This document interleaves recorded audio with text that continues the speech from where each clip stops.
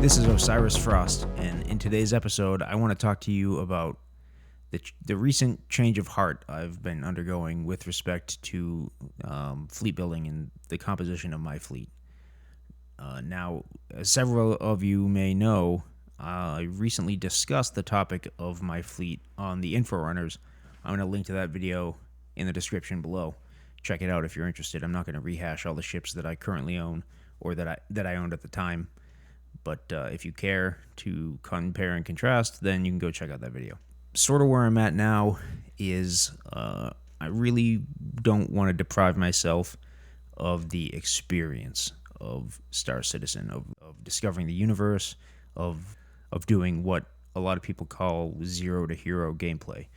And that's going to help me, one, figure out what I want to be when I grow up in Star Citizen, which is still a little bit up in the air, because there's so much that's unknown and unsettled about certain gameplay loops that I've tentatively expressed interest in.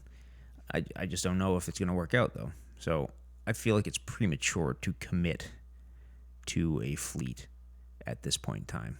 And I think that a much healthier approach for me personally, and maybe for you too, is to pick a general daily driver ship that is good for a variety of gameplay applications, and then whatever other dollars you've spent pledging this game, that's my cat's shadow on the wall, I'm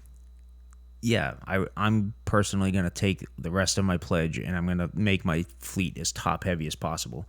I'm going to get the crazy, exotic, impractical to buy in-game ships. One that comes to mind is the Drake Kraken.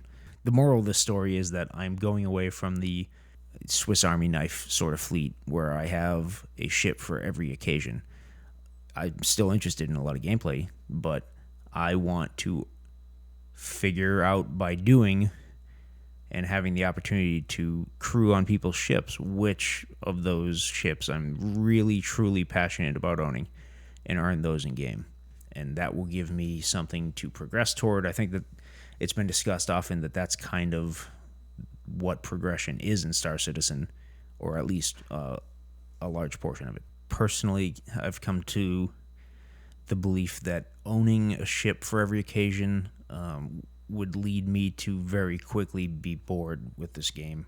So if I were starting Star Citizen today, what I would probably be looking at is just getting a game package and upgrading the Aurora, Mustang, whatever, to either an Avenger Titan. That's the old standby recommendation, and for 99% of people, that's probably going to be the one. Or currently, I'm a little interested in the Reliant Tana. That ship is in a much better place than it was a few months ago. It's still a little bit pricey for what it is, but I'm pretty sure that it's...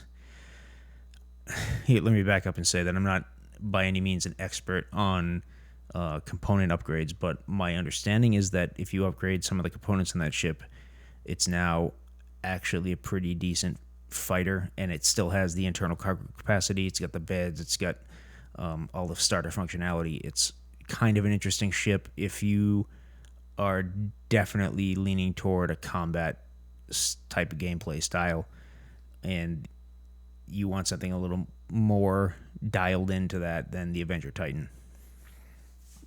It's only $25 more than the Titan. Again, I still think that most people would probably be okay just getting a Titan.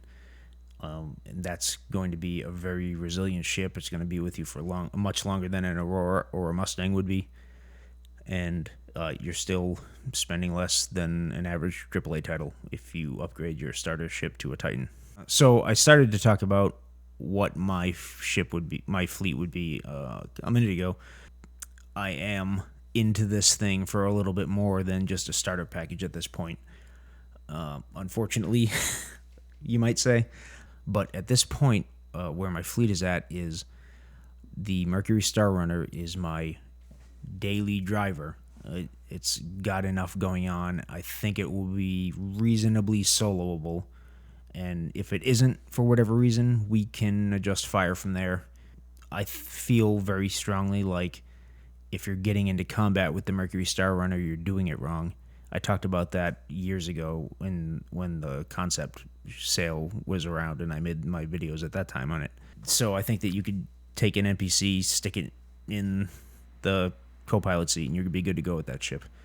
I really want there to be an enormous gap between that and just the couple of other really interesting or exotic ships that I'm going to own. And presently, that would be the Asperia Prowler, which is a hot topic right now. We just did a buyer's guide in the info runners.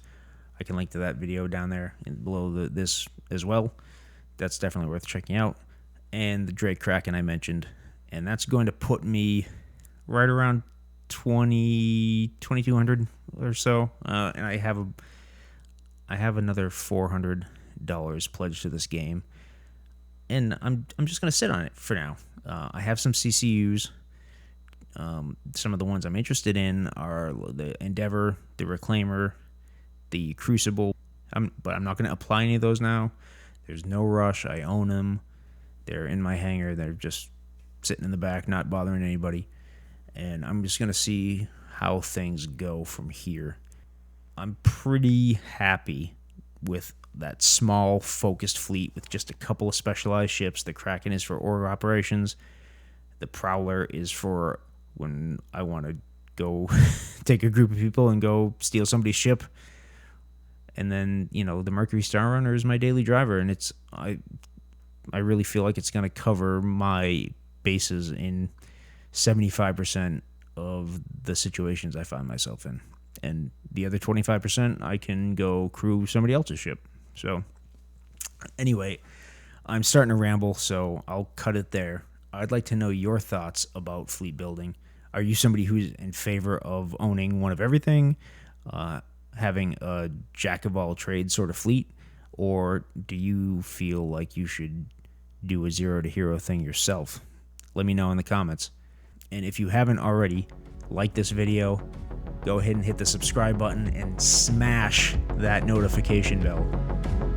Do it. Anyway, I've been Osiris Frost. Thanks for watching. I'll see you in the next one.